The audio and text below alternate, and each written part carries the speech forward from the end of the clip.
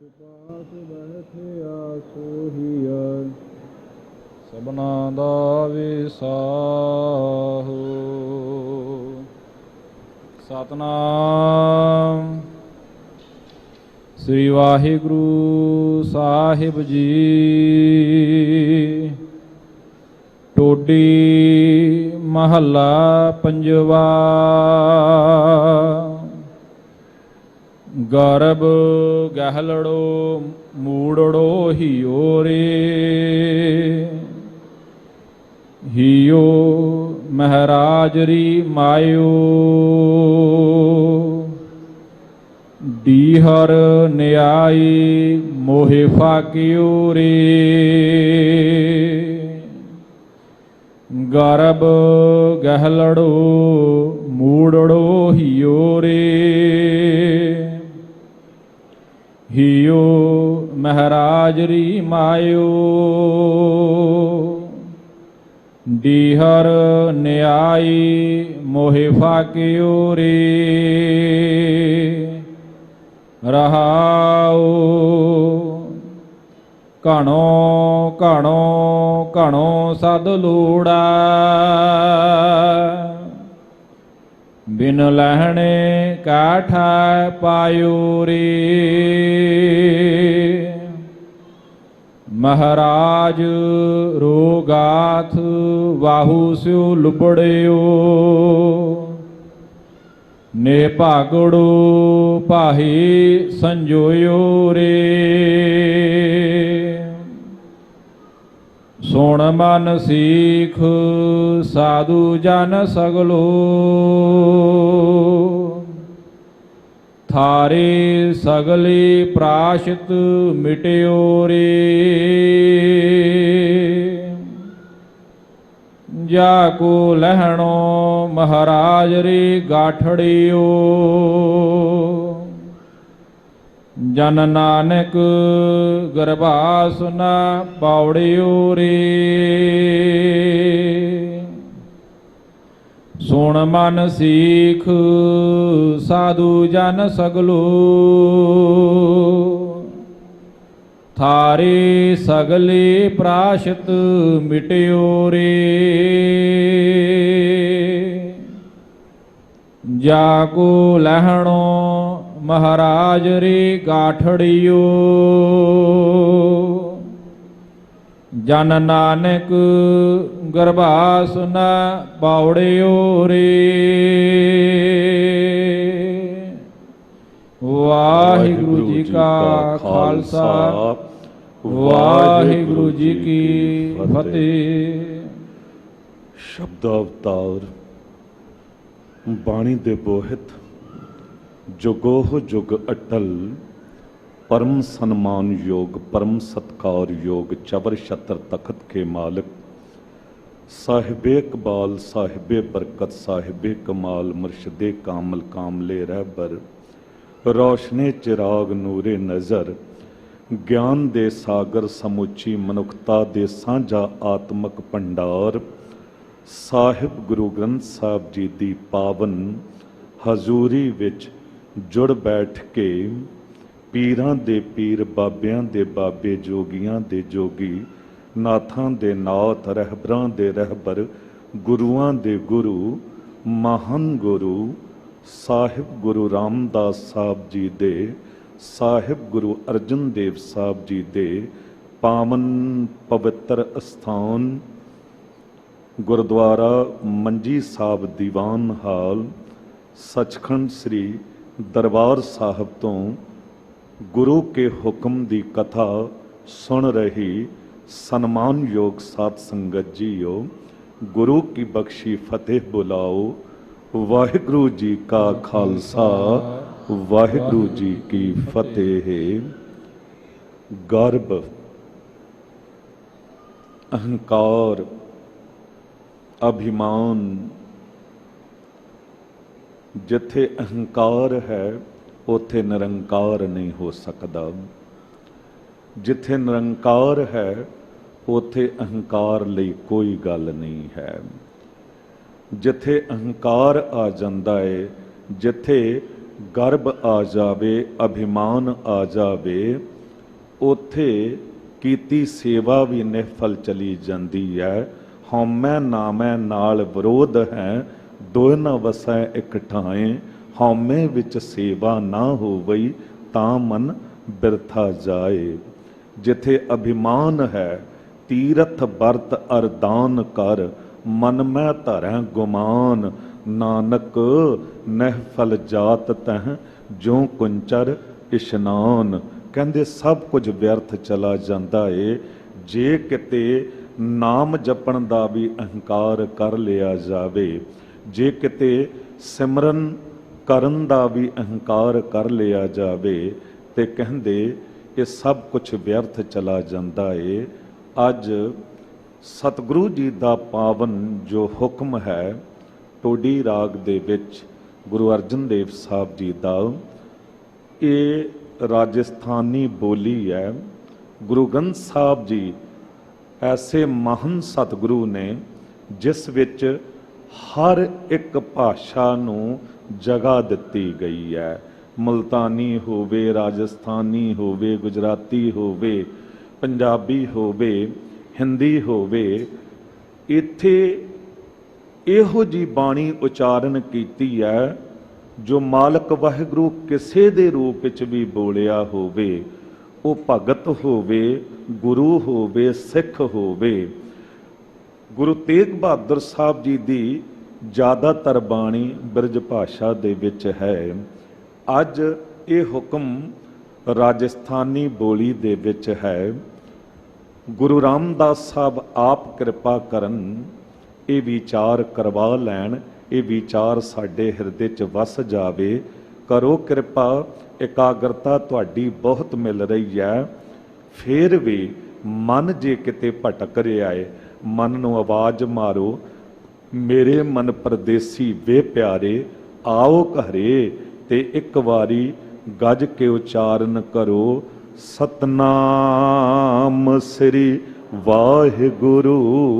ਇੱਕ ਵਾਰੀ ਫਿਰ ਆਖੋ, ਸਤਨਾਮ ਸ੍ਰੀ ਵਾਹਿਗੁਰੂ।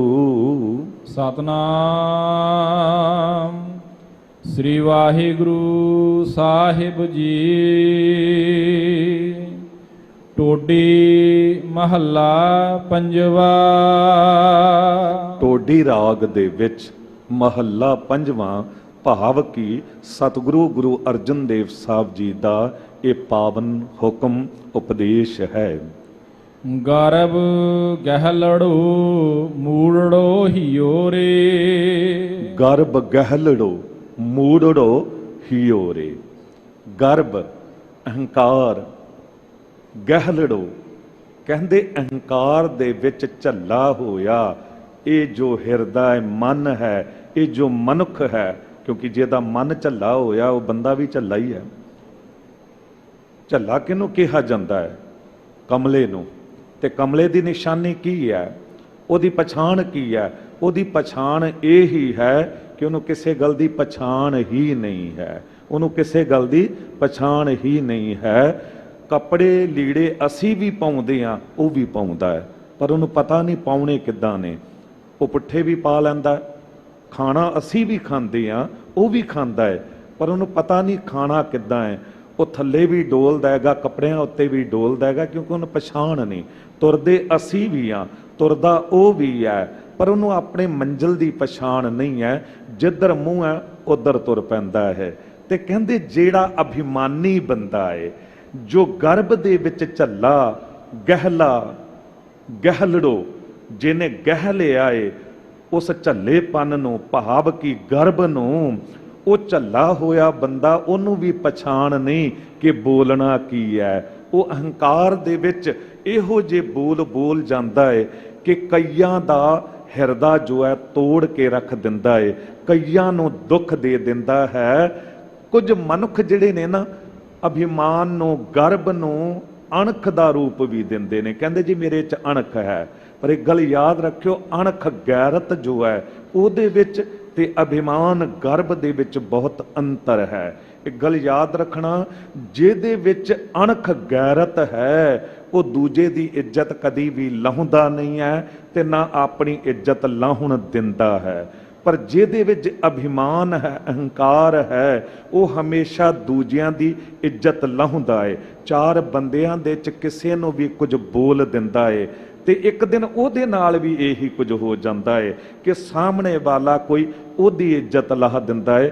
ਭਾਵ ਕਿ ਅਹੰਕਾਰੀ ਬੰਦਾ ਜਿਹੜਾ ਹੈ, ਅਭਿਮਾਨੀ ਬੰਦਾ ਜਿਹੜਾ ਹੈ, ਉਹ ਨਾ ਆਪਣੀ ਇੱਜ਼ਤ ਰੱਖ ਪਾਉਂਦਾ ਨਾ ਦੂਜੇ ਦੀ ਇੱਜ਼ਤ ਰੱਖ ਪਾਉਂਦਾ ਹੈ। ਤੇ ਸਤਿਗੁਰੂ ਸਾਹਿਬ ਅੱਜ ਗੁਰੂ ਅਰਜਨ ਦੇਵ ਸਾਹਿਬ ਜੀ ਕਹਿ ਰਹੇ ਨੇ, ਗਰਭ ਗਹਿਲੜੋ ਮੂੜੜੋ ਹੀਓ ਰੇ। ਹਿਰਦੇ ਦੇ ਵਿੱਚ ਤੂੰ ਗਰਭ ਪਾਲ ਲਿਆ ਤੇ ਫਿਰ ਮੂੜੜੋ, ਮੂੜਾ, ਮੂਰਖ, ਕਹਿੰਦੇ ਫਿਰ ਮੂਰਖ ਹੋ ਗਿਆ। ਹੁਣ ਮੂਰਖ ਕੌਣ ਹੈ? ਕਿਉਂ ਨਾ ਹਰ ਕੋ ਨਾਮ ਲੈ ਮੂਰਖ ਨਿਲਾਜ ਰੇ। ਨਿਸ ਦਿਨ ਸੁਨ ਕੈ ਪੁਰਾਨ ਸਮਝਤ ਨਹਿਰੇ ਅਜਾਨ ਕਾਲ ਤਉ ਪਹੁੰਚਿਓ ਆਨ ਕਹਾਂ ਜਹਿ ਭਾਜ ਰੇ। ਕਹਿੰਦੇ ਮੂਰਖ ਉਹ ਹੈ ਜੋ ਨਾਮ ਨਹੀਂ ਜਪਦਾ। ਗੁਰੂ ਗ੍ਰੰਥ ਸਾਹਿਬ ਜੀ ਤੋਂ ਪੁੱਛੀਏ ਕਿ ਮੂਰਖ ਕੌਣ ਹੈ? ਸਾਹਿਬ ਕਹਿੰਦੇ ਨਾਨਕ ਮੂਰਖ ਇਹ ਗੁਣ ਬੋਲਾ ਸਦਾ ਵਿਨਾਸ਼। ਕਹਿੰਦੇ ਮੂਰਖ ਦਾ ਲੱਛਣ ਇਹ ਹੈ ਕਿ ਉਹ ਬਕਵਾਸ ਹੀ ਬੋਲੇਗਾ, ਉਹ ਵਿਨਾਸ਼ ਹੀ ਬੋਲੇਗਾ। ਤੇ ਸਿਰੇ ਦਾ ਮੂਰਖ ਕੌਣ ਹੈ ਸਾਹਿਬ ਜੀ? ਉਹ ਵੀ ਗੁਰੂ ਗ੍ਰੰਥ ਸਾਹਿਬ ਜੀ ਦੱਸਦੇ ਨੇ। ਕਹਿੰਦੇ ਮੂਰਖਾਂ ਸਿਰ ਮੂਰਖ ਜੇ ਮੰਨੈ ਨਾਹੀ ਨਾਉ। ਕਹਿੰਦੇ ਉਹ ਸਿਰੇ ਦਾ ਮੂਰਖ ਹੈ ਜੋ ਮਾਲਕ ਵਾਹਿਗੁਰੂ ਜੀ ਦੀ ਏਡੀ ਵੱਡੀ ਤਾਕਤ ਨੂੰ, ਪਾਵਰ ਨੂੰ, ਸ਼ਕਤੀ ਨੂੰ ਵੇਖਦਾ ਏ ਕਿ ਇੱਕ ਛਿਨ ਦੇ ਵਿੱਚ ਭੂਚਾਲ ਆਉਂਦੇ ਨੇ, ਸਭ ਕੁਝ ਗਰਕ ਹੋ ਜਾਂਦਾ ਏ। ਇੱਕ ਛਿਨ ਦੇ ਵਿੱਚ ਸੁਨਾਮੀ ਲਹਿਰਾਂ ਆਉਂਦੀਆਂ ਨੇ, ਸਭ ਕੁਝ ਰੋੜ ਕੇ ਲੈ ਜਾਂਦੀਆਂ ਨੇ। ਉਹ ਵੇਖਦਾ ਸਭ ਕੁਝ ਹੈ, ਫਿਰ ਵੀ ਉਹ ਪ੍ਰਮਾਤਮਾ ਦਾ ਨਾਮ ਨਹੀਂ ਜਪਦਾ, ਉਸ ਤੋਂ ਡਰਦਾ ਨਹੀਂ ਹੈ। ਕਹਿੰਦੇ ਉਹ ਸਿਰੇ ਦਾ ਮੂਰਖ ਹੈ। ਭਾਈ ਕਾਹਨ ਸਿੰਘ ਨਾਭਾ ਨੇ ਮੂਰਖ ਸ਼ਬਦ ਦੇ ਅਰਥ ਬੜੇ ਕਮਾਲ ਕੀਤੇ ਨੇ। ਉਹ ਕਹਿੰਦੇ ਨੇ ਮੂਰਖ ਕੌਣ ਹੈ? ਜੋ ਮੂੰਹ ਰੱਖ ਕੇ ਗੱਲ ਕਰੇ, ਉਹ ਸੱਚ ਬੋਲੇ ਹੀ ਨਾ ਕਦੀ, ਹਰ ਵੇਲੇ ਮੂੰਹ ਮੁਲਾਜਾ। ਕੋਈ ਕਹਿੰਦਾ ਏ ਕਿ ਅਗਲਾ ਬੰਦਾ ਕਿਸੇ ਦਾ ਬੁਰਾ ਕਰਨ ਦਾ ਕਹਿ ਰਿਹਾ ਏ, ਉਹ ਅਗਲੇ ਦਾ ਕਤਲ ਕਰਨ ਨੂੰ ਕਹਿ ਰਿਹਾ ਏ, ਤੂੰ ਉਹਦਾ ਮਿੱਤਰ ਹੈ, ਸਮਝਾ ਦਿੰਦਾ। ਉਹ ਕਹਿੰਦਾ ਜੀ ਮੂੰਹ ਮੁਲਾਜਾ ਜੋ ਸੀ, ਮੈਂ ਕੀ ਉਹਨੂੰ ਕਹਿੰਦਾ, ਮੇਰੇ ਤੋਂ ਨਾਰਾਜ਼ ਹੋ ਜਾਂਦਾ। ਨਹੀਂ ਭਲਿਆ, ਜੇ ਤੂੰ ਸੱਚ ਕਹਿ ਦਿੰਦਾ, ਕੀ ਪਤਾ ਕਈਆਂ ਦਾ ਬੁਰਾ ਹੋਣ ਤੋਂ ਬਚ ਜਾਂਦਾ। ਕਿਉਂਕਿ ਕਿਹਾ ਜਾਂਦਾ ਹੈ ਨਾ, ਨਜ਼ਾਰੇ ਕੁਛ ਐਸੇ ਵੀ ਦੇਖੇ हैं तारीख की निगाहों ने, लम्हे ने खता की सदियों ने सजा पाई, लम्हे ने खता की सदियों ने सजा पाई। एक छिन्न दा क्रोध, अहंकार दे बोले बोल बड़ा कुछ बिगाड़ दिंदे ने। द्रौपदी दा एक बोल कि अन्ने दा पुत्र अन्ना, वो एडा वड्डा महाभारत खड़ा कर दिता। अहंकार दे बोल हमेशा दुखी करते ने। ते साहब कहते गर्भ करत है देह को बिनसै छनमै मीत। तू कादा हंकार करदा? इस देह दा, ये जिहड़े अंग शरीर दे मिले ने, इस सुंदरता दा माहन कर रहा है। ये ते एक छिन दे विच खत्म हो जाती है।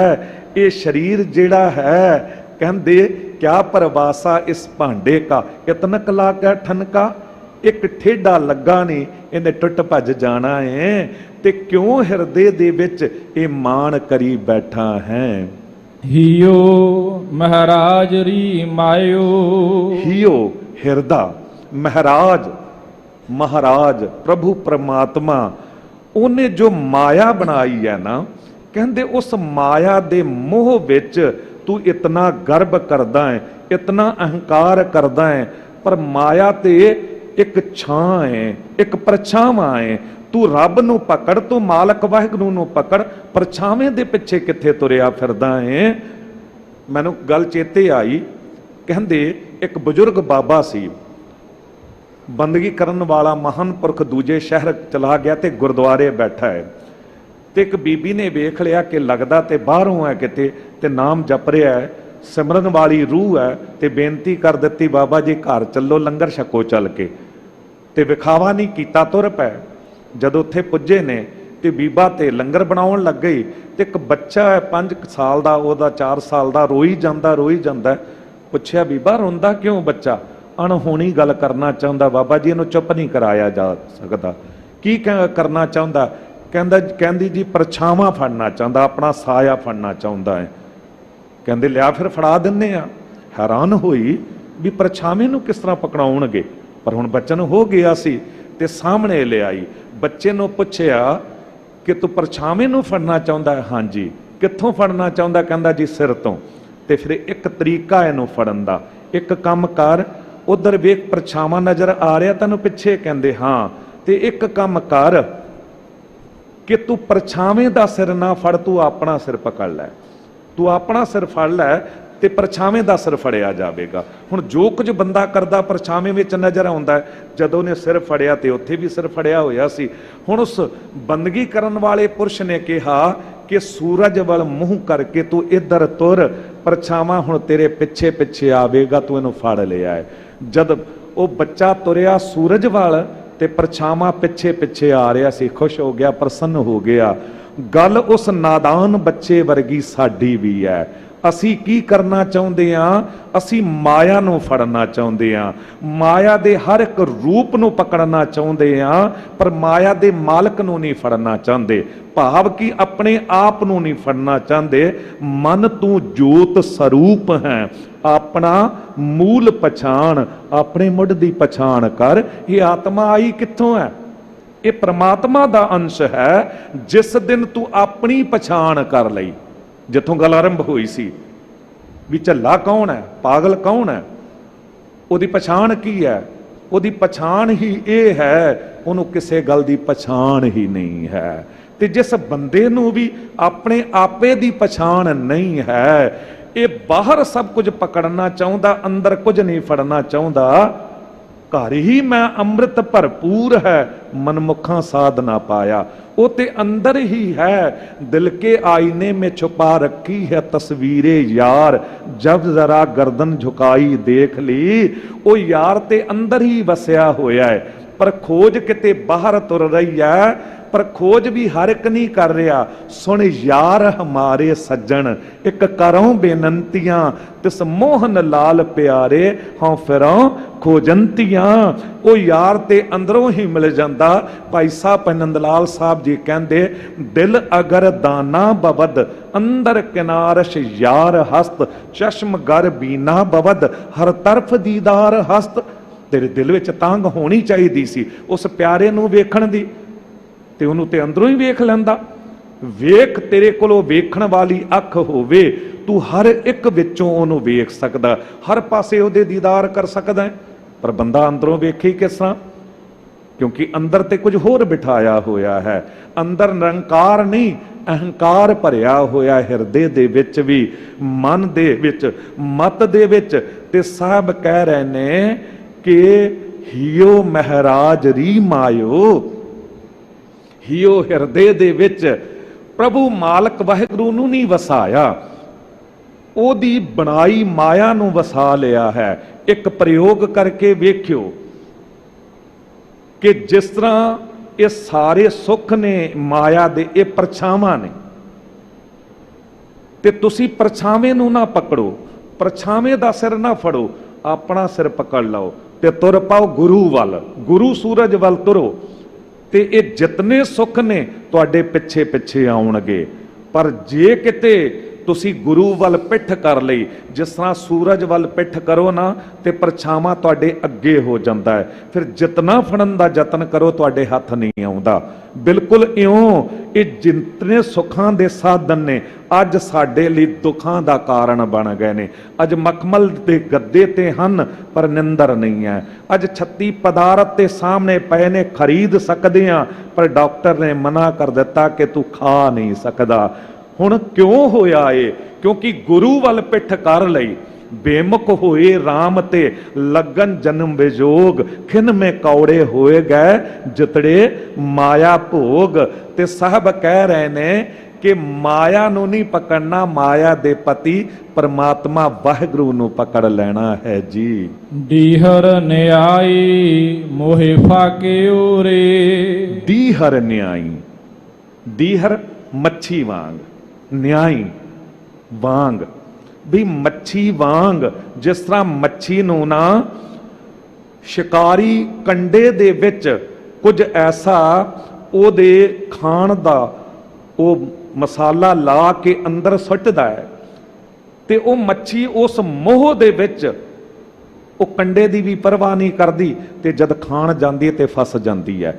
ਕਹਿੰਦੇ ਇਹ ਬੰਦੇ ਤੇਰੀ ਵੀ ਹਾਲਤ ਇਹ ਹੀ ਹੈ ਕਿ ਮੋਹ ਰੂਪੀ ਜੋ ਉਹ ਲਾਲਚ ਹੈ ਨਾ, ਉਹਨੇ ਤੈਨੂੰ ਮੱਛੀ ਵਾਂਗ ਫਸਾ ਲਿਆ ਹੈ। ਇਹ ਜਿਤਨੇ ਪਦਾਰਥ ਨੇ ਇਹਨਾਂ ਨੇ ਮੱਛੀ ਵਾਂਗ ਤੈਨੂੰ ਫਸਾ ਲਿਆ ਏ, ਤੇ ਤੂੰ ਇਹਦੇ ਵਿੱਚੋਂ ਨਿਕਲ ਨਹੀਂ ਪਾ ਰਿਹਾ ਹੈ।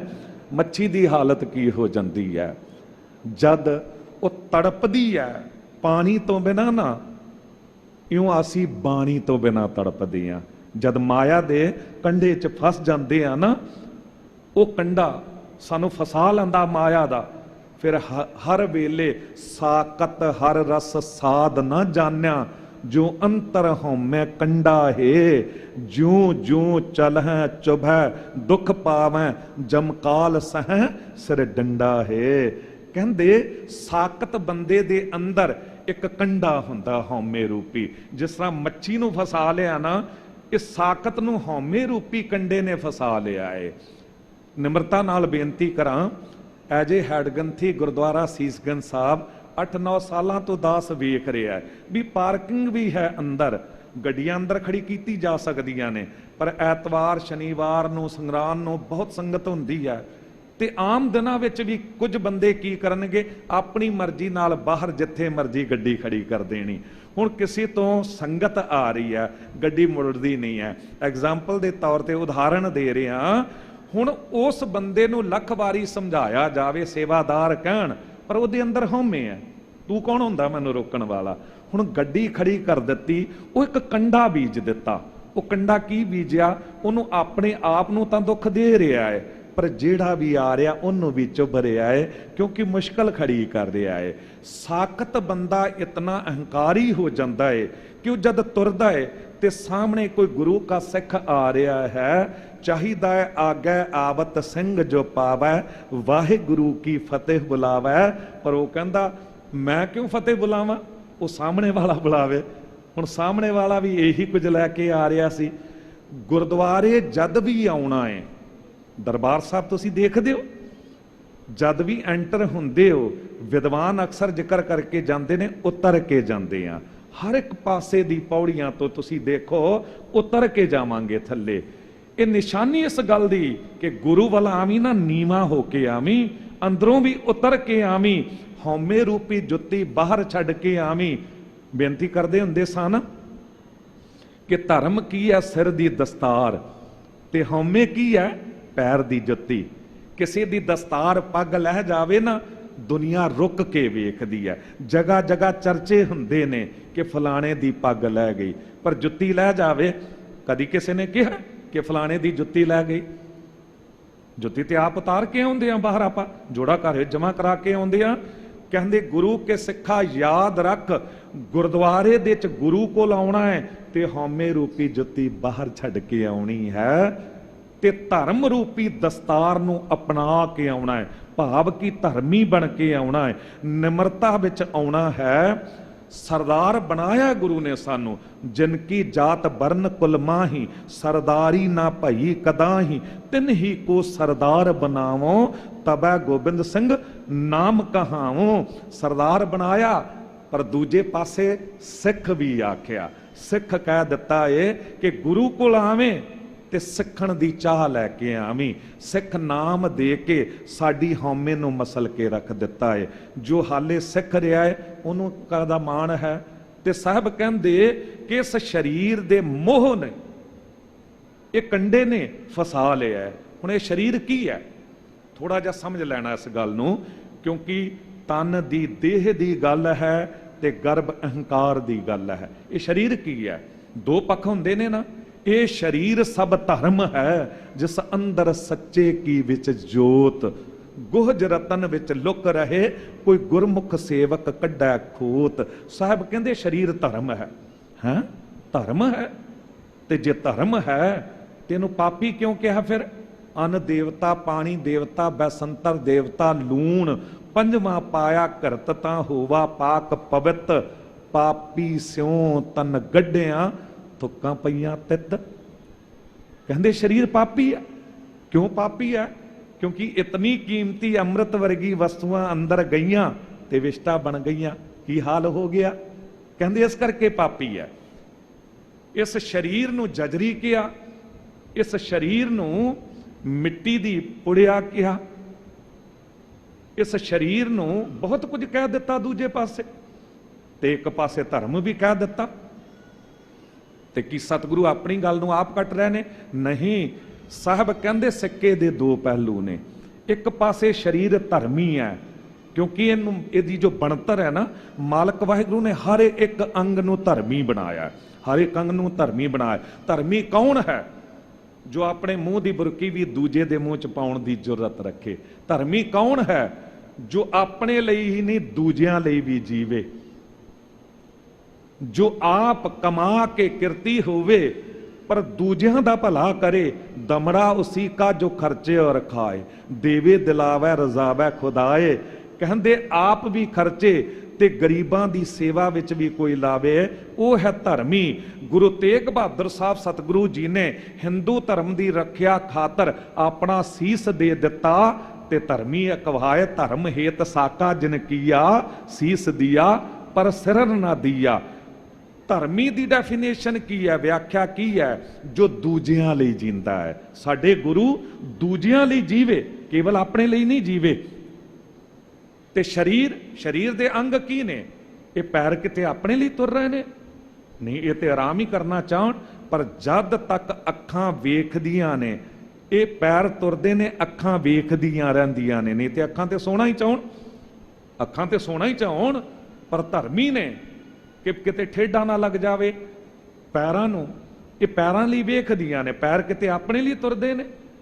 वतन परोपकार नूं कर पार वसांदे, जे पैरां नाल तुरदे ना ते गुरुद्वारे तक किस तरह पुजदे, कम्मां कारां ते किस तरह जांदे?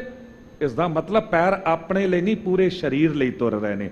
हथ किते अपने लिए कर रहे ने, एक कुहाड़े चक चक के ये मेहनत करनी, कलमां नाल लिखना, बहुत कुछ करना। ये पैर किते, हथ किते अपने लिए कर रहे ने। बुरकी भी मूँह च चली जाती, हत्थां च की रह जाता है? पर हथ रात दिन मेहनत करते ने। क्यों करते ने? ताकि ये शरीर चले, परिवार नूं रोजी रोटी खवाइए। धर्मी ने। ये कन किते अपने लिए सुन रहे ने, ये जेवा लिए सुन रहे ने। गुरु अमरदास साहब जी ने कहा ना, ऐ श्रवणो मेरेओ साचा सुनने नो पठाए, साचा सुनने नो पठाए। शरीर लाए सुनो सत बाणी, जित सुनी मन तन हरिया हुआ, रसना रस समाणी। रसना तक पुजे ने। कन जो सुनते ने, रसना ओही बोलती है। ये धर्मी ने कन, ते रसना कादे लई बोलती है? इस शरीर का संबंध जुड़े लोकां नाल, भाव कि शरीर दे सारे अंग जो ने वो धर्मी ने, वो एक दूजे लिए जी रहे ने। पर कद अधर्मी हो जाते ने, इस गल नूं भी समझ लेना कि मन बेईमान दे पिछे तुर के ये शरीरक इंद्रियां, शरीरक अंग जद बेईमान हो जाते ने, उदों फिर इन्हां नूं पापी कह दिता जाता है, उदों इन्हां नूं अधर्मी कह दिता जाता है। तुसीं वेखो, अखां दो ने पर दो हुंदियां होइयां भी एक ने। एक अख जो वेख रही, दूजी अपने आप वेख रही, कोई विरोध पैदा नहीं करती। एक कन जो सुन रहा, दूजा अपने आप सुन रहा, कोई विरोध नहीं। जे तुसीं कथा सुन रहे हो तो दूजा कन थोड़ा मैं कहता है कि मैं गंदे गाने सुनांगा। जो एक कन सुन रहा, दूजा भी उही कर रहा। एक पैर तुरदा गुरुद्वारे वाल, दूजा थोड़ी खिंचदा कि मैं शराबखाने वाल जावांगा। जिधर एक तुरया, दूजा अपने आप तुर पिया। शरीर के सारे अंग, एक नक जो सुगंध लै रही, दूजी अपने आप लै रही, कोई विरोध नहीं कि तू बदबो ते मैं सुगंध। जो बदबो लै रही तो दूजी भी बदबो ही लैंदी है। ये दो हुंदियां होइयां भी एक ने शरीर के सारे अंग। अफसोस मन एक हुंदियां होइयां भी दो है, दुबदा विच है। हर वेले दुआलिटी, दुचित्तापन। हुण कुछ होर है, थोड़ी देर बाद कुछ होर हो जाता है। राती अलार्म लाया कि अमृत वेले जागांगा, नितनेम करांगा, गुरुद्वारे जावांगा। अलार्म वजिया भी, पर हुण आलस आ गया, हुण सौण दा मन कर रहा।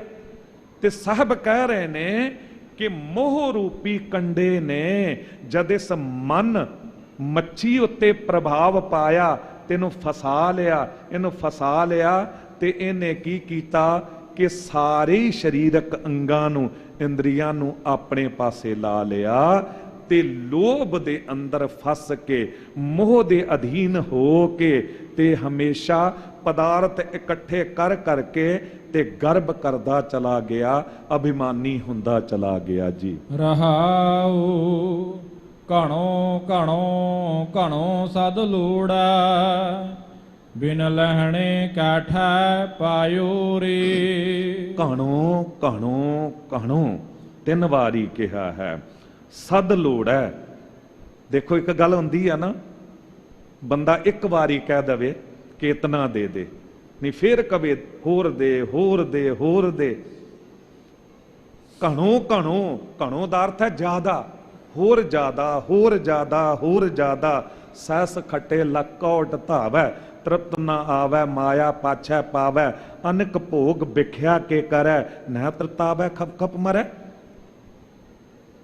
ਕਹਿੰਦੇ ਇਹ ਤੇ 1000 ਮਿਲੇ ਤੇ ਲੱਖ ਮੰਗਦਾ, ਲੱਖ ਤੇ ਕਰੋੜ। ਪੰਡਤ ਗੁਲਾਬ ਸਿੰਘ ਜੀ ਨੇ ਇੱਕ ਗੱਲ ਕਹੀ, ਭਗਤ ਸੁੰਦਰ ਜੀ ਨੇ, ਕਹਿੰਦੇ ਬੰਦੇ ਦੀ ਤ੍ਰਿਸ਼ਨਾ ਕੀ ਹੈ? ਜੋ ਘਣੋ ਘਣੋ ਘਣੋ ਸਦ ਲੋੜੇ, ਹਮੇਸ਼ਾ ਹੀ ਜ਼ਿਆਦਾ ਜ਼ਿਆਦਾ ਜ਼ਿਆਦਾ, ਮੈਨੂੰ ਜ਼ਿਆਦਾ ਮਿਲੇ ਮੈਨੂੰ ਜ਼ਿਆਦਾ ਮਿਲੇ। ਤੇ ਕਿਸ ਤਰ੍ਹਾਂ ਇਹ ਤ੍ਰਿਸ਼ਨਾ ਮੰਗਦੀ ਹੈ? 2 ਸਸ 20 50 ਭਏ ਸਤ ਹੋਏ 1000 ਤਾਂ ਲੱਖ ਮੰਗੇਗੀ। ਬੰਦੇ ਦੀ ਤ੍ਰਿਸ਼ਨਾ 10 ਤੋਂ 20, 20 ਤੋਂ 50, 100, 1000 ਤੇ ਲੱਖ, ਇੱਥੇ ਤ੍ਰਿਪਤ ਹੋ ਜਾਵੇਗੀ? ਨਹੀਂ, ਕਹਿੰਦੇ ਕੋਟ ਅਰਬ ਖਰਬ ਅਸੰਖ, ਪ੍ਰਥਵੀ ਪਤ ਹੋਣ ਕੀ ਚਾਹ ਜਗੇਗੀ। ਕਰੋੜਾਂ ਅਰਬਾਂ ਖਰਬਾਂ ਅਸੰਖ ਗਿਣਤੀ ਤੋਂ ਬਾਹਰ ਮਾਇਆ ਚਾਹੀਦੀ ਹੈ, ਤੇ ਇਤਨੀ ਵੀ ਜੇ ਹੋ ਜਾਵੇ ਫਿਰ ਕੀ ਤ੍ਰਿਪਤ ਹੋ ਜਾਵੇਗਾ? ਵੀ ਪ੍ਰਥਵੀ ਪਤ ਹੋਣ ਕੀ ਚਾਹ ਜਗੇਗੀ। ਨਹੀਂ, ਪੂਰੀ ਦੁਨੀਆ ਦਾ ਰਾਜਾ ਵੀ ਮੈਂ ਹੋਵਾਂ। ਚਲੋ ਪੂਰੀ ਦੁਨੀਆ ਦਾ ਰਾਜਾ ਬਣ ਗਿਆ, ਹੁਣ ਤ੍ਰਿਪਤ ਹੋ ਜਾਵੇਗਾ, ਸਾਰੀ ਦੁਨੀਆ ਦਾ ਮਾਲਕ ਬਣ ਗਿਆ, ਤ੍ਰਿਪਤ ਹੋ ਜਾਵੇਗਾ। ਕਹਿੰਦੇ ਨਹੀਂ, ਹਾਲੇ ਕਿੱਥੇ। ਸਵਰਗ ਪਤਾਲ ਕੋ ਰਾਜ ਕਰੈ, ਤ੍ਰਿਸ਼ਨਾ ਅਤ ਕੀ ਅਤ ਆਗ ਲੱਗੇਗੀ। ਸਵਰਗ ਪਤਾਲ ਦਾ ਵੀ ਮੈਂ ਰਾਜਾ ਹੋਵਾਂ, ਫੇਰ ਵੀ ਇਹ ਅੱਗ ਹੋਰ ਬਲੇਗੀ, ਤੇ ਬੁਝੇਗੀ ਕਿਸ ਤਰ੍ਹਾਂ? ਸੁੰਦਰ ਏਕ ਸੰਤੋਖ ਬਿਨਾ 60, 60 ਦਾ ਅਰਥ ਮੂਰਖ। ਗਹਿਲਾ ਝੱਲਾ ਗਰਭ ਗਹਿਲੜੋ ਮੂੜੋ ਹਿਓ। ਕੌਣ ਹੈ ਝੱਲਾ? 60 ਮੂਰਖ। ਕਹਿੰਦੇ ਸੁੰਦਰ ਏਕ ਸੰਤੋਖ ਬਿਨਾ 60, तेरी भूख तो कभी ना भगेगी। ये तेरी भुख नहीं मिट सकती। ये तृष्णा अग है, जितना बालन पाई जाओ उतना होर भखेगी होर भखेगी, ये नहीं बुझदी है जी। महराज रोगाथ वाहू स्यो लुबड़ियो, निह भागड़ू पाहे संजोयो रे। आह साहब जो कहते सन ना, घणो घणो घणो सद ही लोड़, बिन लहणे कैठे पायो रे। जे तू पिछले जन्म दे विच कुछ चंगा कीता ही नहीं है, तू कुछ बीजिया ही नहीं, खेत शरीर जो बीजिया सुअंत खलोया आए, ते तैनू मिलदा किस तरह? तू दूजियां दा खोना चाहुंदा है, तू आप ते कुछ कीता नहीं, तेरा मन भी एक नहीं होया।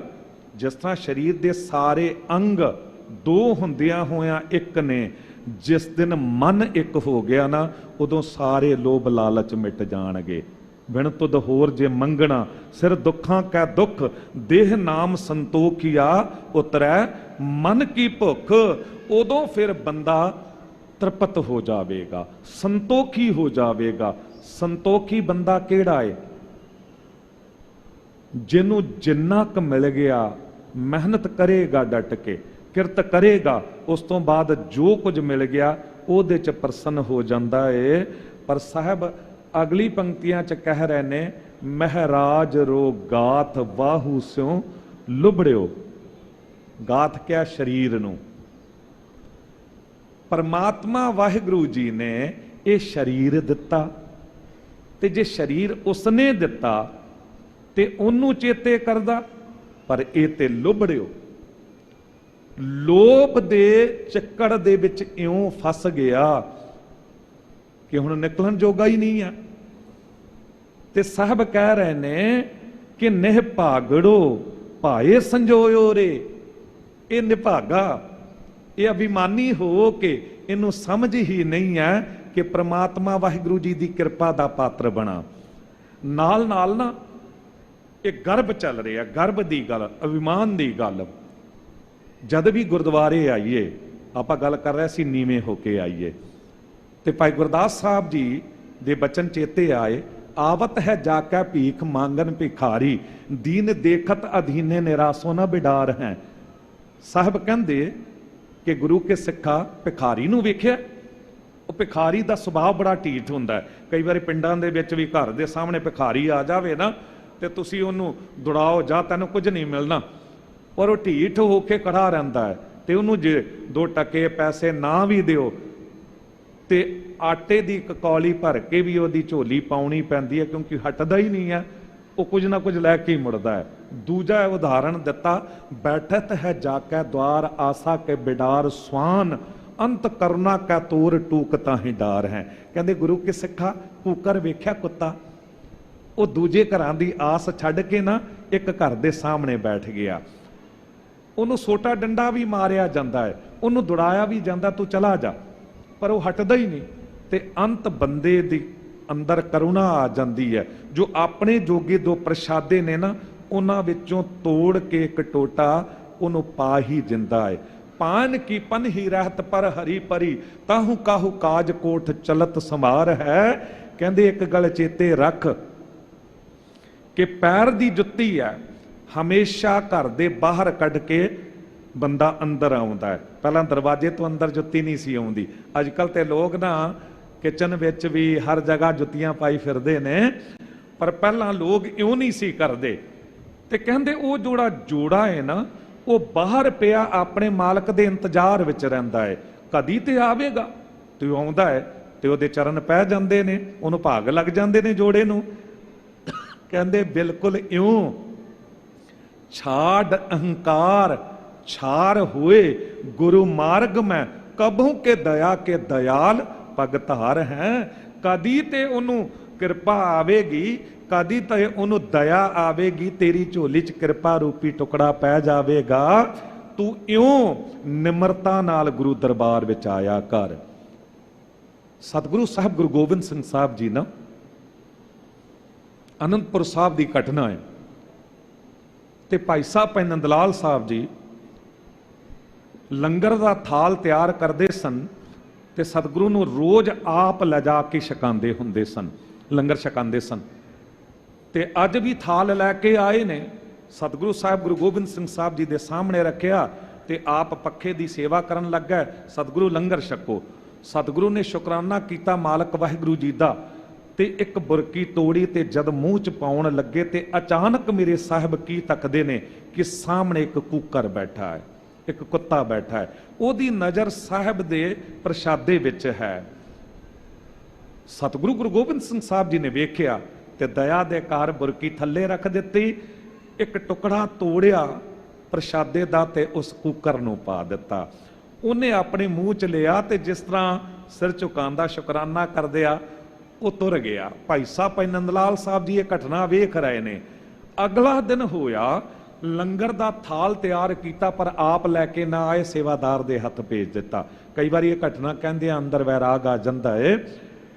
ਸੇਵਾਦਾਰ ਦੇ ਹੱਥ ਭੇਜ ਦਿੱਤਾ, ਸੇਵਾਦਾਰ ਲੈ ਕੇ ਆਇਆ। ਜਦ ਥਾਲ ਸਾਹਮਣੇ ਰੱਖਿਆ, ਸਾਹਿਬ ਕਹਿਣ ਲੱਗੇ ਕਿ ਰੋਜ਼ ਤਾਂ ਭਾਈ ਸਾਹਿਬ ਲੈ ਕੇ ਆਉਂਦੇ ਨੇ, ਅੱਜ ਕਿਉਂ? ਸੇਵਾਦਾਰ ਕਹਿਣ ਲੱਗਾ, ਸਤਿਗੁਰੂ ਥਾਲ ਤਾਂ ਉਹਨਾਂ ਨੇ ਤਿਆਰ ਕੀਤਾ ਹੈ, ਪਰ ਕਿਤੇ ਰੁੱਝ ਗਏ ਹੋਣਗੇ, ਮੈਨੂੰ ਹੁਕਮ ਹੋਇਆ ਤੇ ਮੈਂ ਲੈ ਆਇਆ ਹਾਂ। ਸਤਿਗੁਰੂ ਨੇ ਮਾਲਕ ਵਾਹਿਗੁਰੂ ਜੀ ਦਾ ਸ਼ੁਕਰਾਨਾ ਕੀਤਾ ਤੇ ਬੁਰਕੀ ਤੋੜੀ, ਤੇ ਜਦ ਲੱਗੇ ਮੂੰਹ 'ਚ ਪਾਉਣ, ਅਚਾਨਕ ਮੇਰੇ ਸਾਹਿਬ ਕੀ ਤੱਕਦੇ ਨੇ ਕਿ ਕੱਲ ਜਿੱਥੇ ਕੂਕਰ ਬੈਠਾ ਸੀ ਨਾ, ਉੱਥੇ ਭਾਈ ਸਾਹਿਬ ਭਾਈ ਨੰਦ ਲਾਲ ਸਾਹਿਬ ਜੀ ਬਿਲਕੁਲ ਇਉਂ ਬੈਠੇ ਨੇ। ਤੇ ਨਜ਼ਰ ਹੈ ਸਾਹਿਬ ਗੁਰੂ ਗੋਬਿੰਦ ਸਿੰਘ ਸਾਹਿਬ ਜੀ ਦੇ ਪ੍ਰਸ਼ਾਦੇ ਵੱਲ, ਸਾਹਿਬ ਵੱਲ।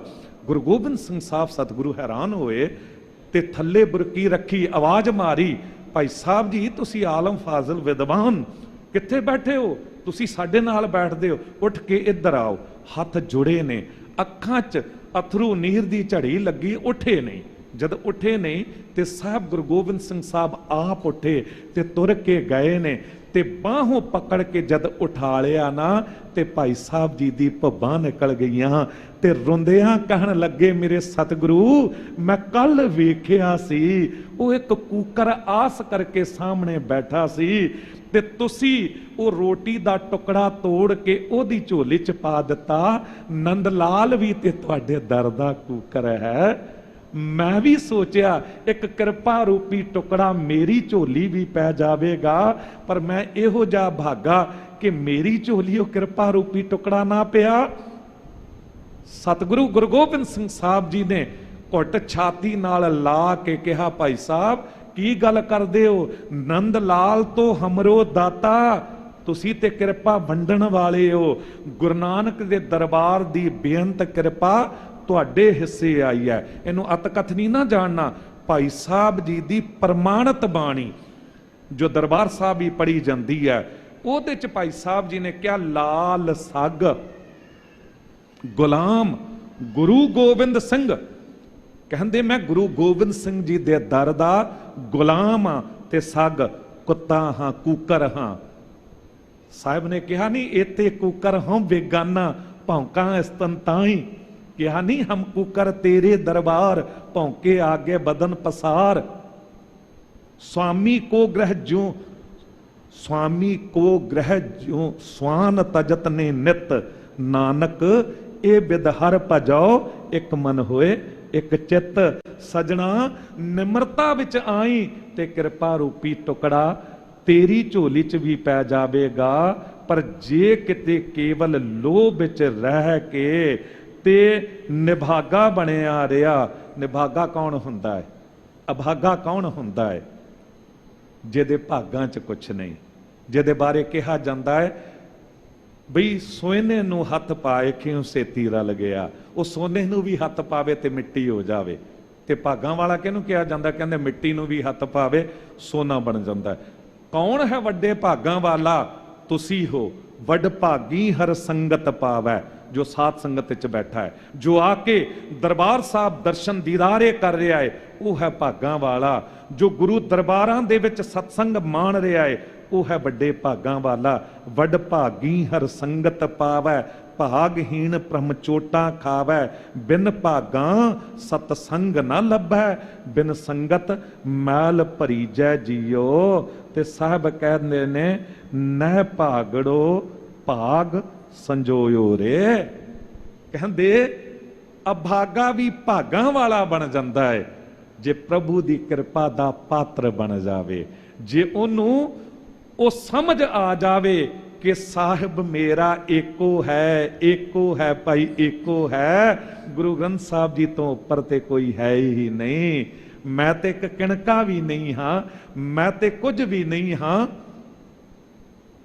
ਬ੍ਰਹਮ ਗਿਆਨੀ ਬਾਬਾ ਬੁੱਧੂ ਸਾਹਿਬ, ਬੜੀ ਉਸਤਤ ਉਹਨਾਂ ਦੀ ਸੇਵਾ ਤੇ ਸਿਮਰਨ ਤੇ ਹਰ ਪਾਸੇ ਉਸਤਤ ਫੈਲ ਗਈ। ਮਹਾਰਾਜਾ ਰਣਜੀਤ ਸਿੰਘ ਤੱਕ ਵੀ ਗੱਲ ਪੁੱਜੀ ਤੇ ਕਹਿੰਦੇ ਜੀ ਬ੍ਰਹਮ ਗਿਆਨੀ ਬਾਬਾ ਬੁੱਧੂ ਸਾਹਿਬ ਇੰਨੀ ਉੱਚੀ ਸ਼ਖਸੀਅਤ ਨੇ, ਬ੍ਰਹਮ ਗਿਆਨੀ ਨੇ। ਤੇ ਮਹਾਰਾਜਾ ਜੀ ਕਹਿੰਦੇ ਕਿ ਤਿਆਰੀ ਕਰੋ, ਸੋਨੇ ਦੀ ਮੋਹਰਾਂ ਦਾ ਥਾਲ ਭਰ ਲਓ ਤੇ ਚੱਲ ਕੇ ਦਰਸ਼ਨ ਕਰਕੇ ਆਉਂਦੇ ਆ। ਹਾਥੀ ਉੱਤੇ ਸਵਾਰ ਹੋ ਗਏ, ਸਿਪਾਹੀਆਂ ਦਾ ਟੋਲਾ ਨਾਲ, ਤੇ ਪੁੱਜ ਗਏ ਉਸ ਸਥਾਨ ਤੇ ਜਿੱਥੇ ਬ੍ਰਹਮ ਗਿਆਨੀ ਬਾਬਾ ਬੁੱਧੂ ਜੀ ਸੇਵਾ ਕਰਦੇ ਹੁੰਦੇ ਸਨ। ਜਦੋਂ ਉੱਥੇ ਪੁੱਜੇ ਤੇ ਸਿਪਾਹੀ ਨੇ ਅੱਗੇ ਹੋ ਕੇ ਵੇਖਿਆ ਕਿ ਇੱਕ ਬਜ਼ੁਰਗ ਬਾਬਾ ਹੈ, ਉਹ ਜੂਠੇ ਭਾਂਡਿਆਂ ਦੀ ਸੇਵਾ ਕਰ ਰਿਹਾ ਇਕੱਲਾ ਹੀ, ਤੇ ਕੱਪੜੇ ਕੁਪੜੇ ਵੀ ਕਿਉਂਕਿ ਭਾਂਡਿਆਂ ਦੀ ਸੇਵਾ ਕਰਦਿਆਂ ਕਿਤੇ ਨਾ ਕਿਤੇ ਲਿਬੜੇ ਹੋਏ ਨੇ। ਤੇ ਜਾ ਕੇ ਪੁੱਛਦਾ ਸਿਪਾਹੀ ਕਿ ਬਾਬਾ ਜੀ ਬ੍ਰਹਮ ਗਿਆਨੀ ਬਾਬਾ ਬੁੱਧੂ ਸਾਹਿਬ ਨੂੰ ਮਿਲਣ ਆਏ ਹਾਂ, ਉਹ ਕਿੱਥੇ ਮਿਲਣਗੇ? ਮਹਾਰਾਜਾ ਰਣਜੀਤ ਸਿੰਘ ਮਿਲਣ ਆਏ ਨੇ। ਤੇ ਸਾਹਮਣੇ ਤੋਂ ਉਸ ਬਜ਼ੁਰਗ ਨੇ ਵਾਪਸ ਪੁੱਛ ਲਿਆ ਕਿ ਬੁੱਧੂ ਨੂੰ ਮਿਲਣਾ ਕਿ ਸਾਹਿਬ ਨੂੰ ਮਿਲਣਾ? ਸਿਪਾਹੀ ਕਹਿੰਦਾ ਤੁਸੀਂ ਸ਼ਾਇਦ ਸੁਣਿਆ ਨਹੀਂ, ਬ੍ਰਹਮ ਗਿਆਨੀ ਬਾਬਾ ਬੁੱਧੂ ਸਾਹਿਬ ਨੂੰ ਮਿਲਣ ਆਏ ਆ। ਕਹਿੰਦੇ ਮੈਂ ਵੀ ਤੇ ਇਹੀ ਪੁੱਛ ਰਿਹਾ ਕਿ ਬੁੱਧੂ ਨੂੰ ਮਿਲਣਾ ਕਿ ਸਾਹਿਬ ਨੂੰ ਮਿਲਣਾ ਹੈ। ਇਤਨੇ ਚ ਮਹਾਰਾਜਾ ਰਣਜੀਤ ਸਿੰਘ ਨੇੜੇ ਆ ਗਏ ਸਨ। कह दिता बुजुर्गो असी कह रहे हाँ ब्रह्म ज्ञानी बाबा बुद्धू साहिब नूं मिलण आए हाँ। ते बुजुर्ग ने महाराजा रणजीत सिंह दी बांह फड़ लई ते लैके तुरे उपर चुबारे ते गए।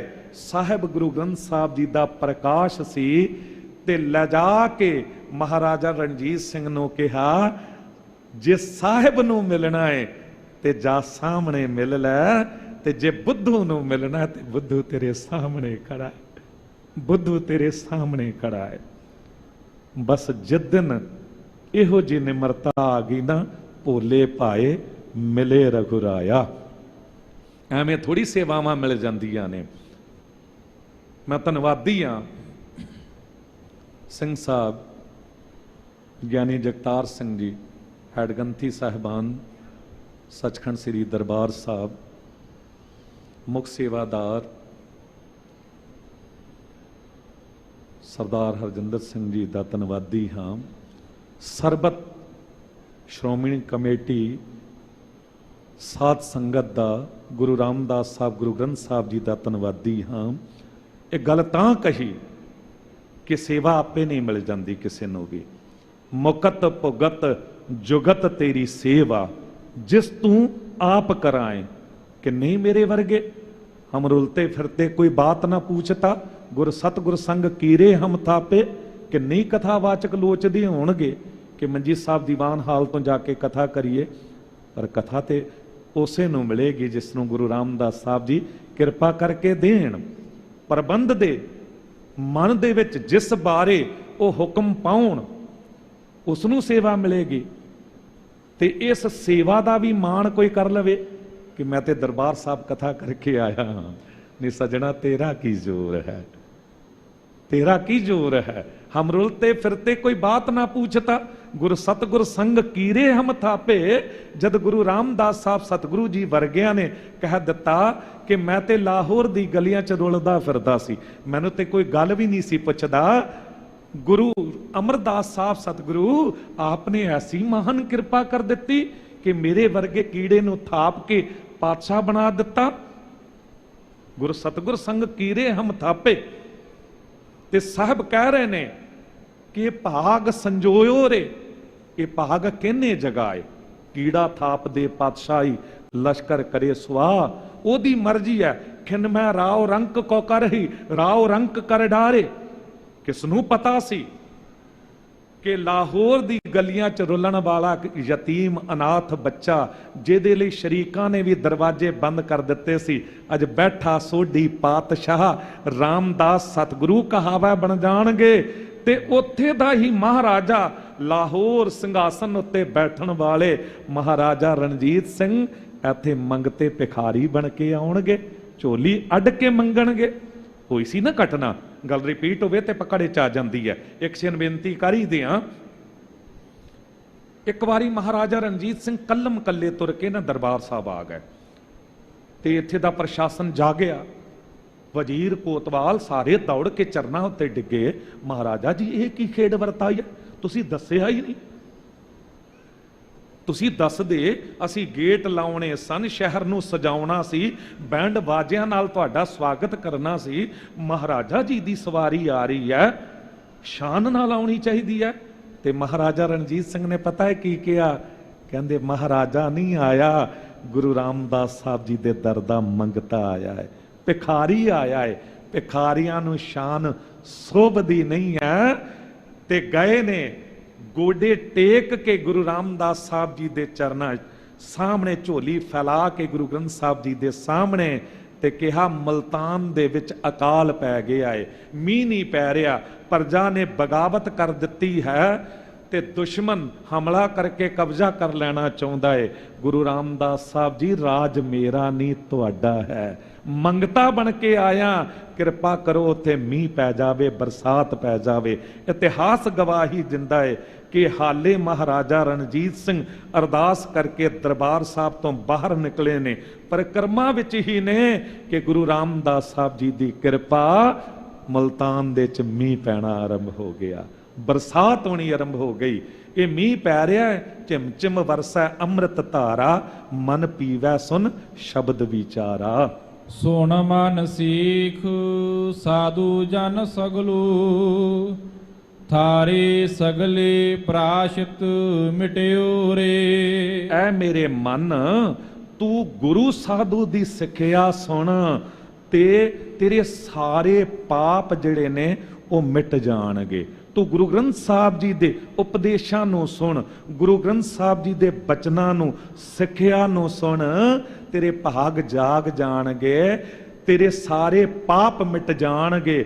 ਹੋਵੈ ਸਿਫਤ ਖਸਮ ਦੀ, ਨੂਰ ਅਰਸ਼ੋਂ ਕੁਰਸੋਂ ਝੱਟੀਐ, ਤੁਧ ਡਿਠੇ ਸੱਚੇ ਪਾਤਸ਼ਾਹ, ਮਲ ਜਨਮ ਜਨਮ ਦੀ ਕੱਟੀ ਐ, ਜਨਮਾਂ ਜਨਮਾਂਤਰਾਂ ਦੀ ਮੈਲ ਕੱਟੀ ਜਾਂਦੀ ਐ ਗੁਰੂ ਦੀ ਸਿੱਖਿਆ ਨਾਲ, ਕਿਰਪਾ ਨਾਲ।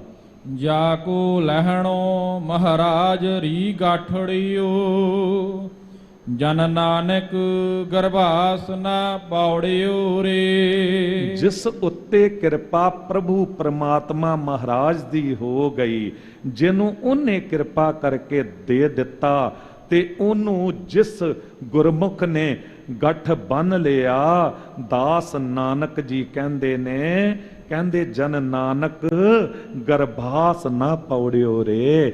ਉਹ ਗਰਭ ਦੇ ਵਿੱਚ ਦੁਬਾਰਾ ਨਹੀਂ ਪੈਂਦਾ। ਮੈਂ ਮੂਰਖ ਕੀ ਕੇਤਕ ਬਾਤ ਹੈ, ਓਟ ਪਰਾਧੀ ਤਰਿਆ ਰੇ।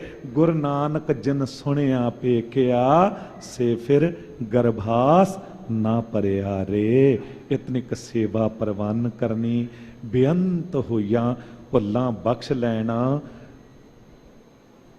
ਗੁਰਦੁਆਰਾ ਸੀਸਗੰਜ ਸਾਹਿਬ, ਉਥੇ ਦਾ ਹੈਡ ਗ੍ਰੰਥੀ ਸੇਵਾਦਾਰ ਹੋਣ ਦੇ ਨਾਤੇ ਆਪ ਸਭ ਲਈ ਅਰਦਾਸ ਹੈ, ਤੇਗ ਬਹਾਦਰ ਸਿਮਰੈ, ਹਰ ਨੌ ਨਿਧ ਆਵੈ ਧਾਏ, ਸਭ ਥਾਈ ਹੋਏ ਸਹਾਏ।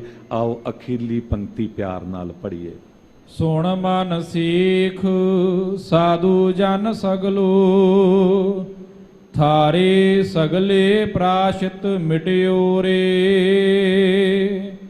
ਜਾਗੋ ਲਹਿਣੋ ਮਹਾਰਾਜ ਰੀ ਗਾਠੜਿਓ, ਜਨ ਨਾਨਕ ਗਰਭਾਸ ਨਾ ਪਾਉੜਿਓ ਰੇ।